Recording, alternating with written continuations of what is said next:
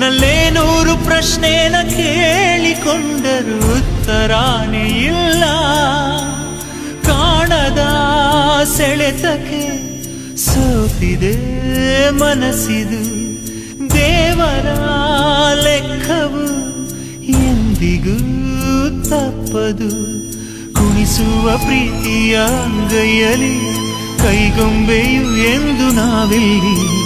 ಕಲ್ಲಂತ ಮನಸ್ಸೀಗ ಕರಗೋಯಿತು, ಆಸೆಯು ಎದೆ ತುಂಬಿ ಹಾಡಾಯ್ತು. ಈ ಪ್ರೀತಿಗೆ ಬಂತೀಗ ಚೈತ್ರ ಕಾಲ, ಕಣ್ಣು ತೆರೆದು ನೋಡು.